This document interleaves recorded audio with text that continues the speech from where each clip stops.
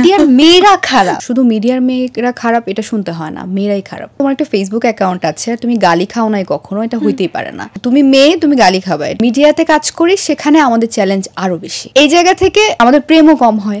কিন্তু সবাই তো ভাবে মিডিয়াতে আছে মানে একদম 10-12টা বয়ফ্রেন্ড। সেলফ ডিপেন্ডেন্ট মেয়েদেরকে বাংলাদেশের ছেলেরা একটু কম পছন্দ করে।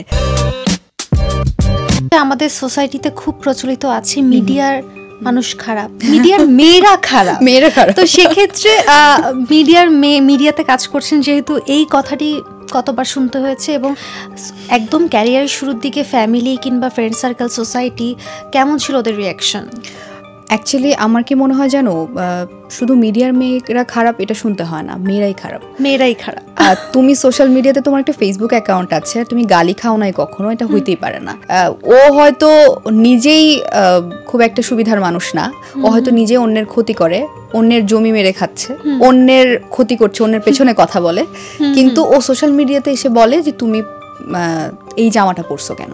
তো এটা আসলে মেক সেন্স করে না। তো তুমি মেয়ে, তুমি গালি খাবা, এটা আসলে ফেমিনিজমের ওয়েতে আমি বলছি না, I am not a feminist, কিন্তু হ্যাঁ এটা শুনতে হয়। আর মিডিয়াতে কাজ করি, সেখানে আমাদের চ্যালেঞ্জ আরও বেশি। আর আমরা সেলফ ডিপেন্ডেন্ট, আমরা হয়তো একটু বোল্ডলি কথা বলি, আমরা হয়তো একটু প্রতিবাদটা বেশি করি। আর্টিস্ট হিসেবে সোসাইটির প্রতি আমার নিজের অনেক ধরনের দায়িত্ব আছে। সেই জায়গা থেকে যে কোনো অন্যায়, যে কোনো অসুবিধা হলে আমি কথা বলবো সবার আগে, বা আমার কথাটা সবার আগে মানুষের কাছে পৌঁছায়। সে কারণে হয়তো আমাকে মনে হয় যে আমি একটু বেশি বোল্ড, বা আমি আমার কথা বলছি মানে আমার প্রফেশনাল মানুষদের কথা বলছি, সেটা হোক অভিনেত্রী, হোক উপস্থাপিকা, আমাদের কথাটা একটু বেশি ছড়ায়, একটু বেশি মানুষের কাছে যায়। এই জায়গা থেকে আমাদের প্রেমও কম হয়। তাই? হ্যাঁ। কিন্তু সবাই তো ভাবে মিডিয়াতে আছে মানে একদম 10-12টা বয়ফ্রেন্ড।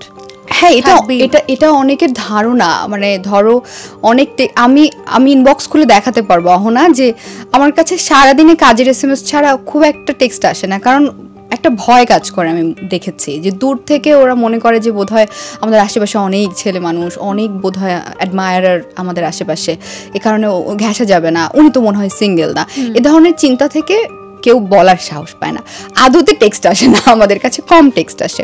এবং সেলফ ডিপেন্ডেন্ট মেয়েদেরকে বাংলাদেশের ছেলেরা একটু কম পছন্দ করে।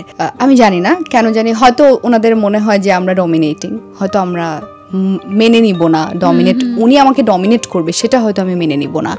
এই ধরনের কনসেপ্ট থেকে আমি দেখেছি যে মিডিয়ার মেয়েদের এই জিনিসটা আছে। সো তুমি যেটা বলছিলে সোসাইটি কিভাবে আমি আসলে হ্যান্ডেল করেছি, আমার বাবা মা খুব সাপোর্টিভ ছিল আলহামদুলিল্লাহ। মা ছোটবেলা থেকেই বলতো যে তুমি যাই করো না কেন, ডক্টর, ইঞ্জিনিয়ার যাই হও না কেন, আমি চাই যে you have to be an artist. তুমি পেইন্টিং করো, ছবি আঁকো, বা তুমি একটু গান করো। আমি 3.5 বছর বয়সে গানের স্কুলে আগে গিয়েছি, তারপরে আমি আমার স্কুলে ভর্তি হয়েছি। তো মা খুব পছন্দ করতো যে আমার মেয়ে। আপনাদের ফুল ফ্যামিলি একদম সংস্কৃতি মনা? একটু ওরকমই, আমার পরিবারটা একটু সংস্কৃতি মনা ছিল।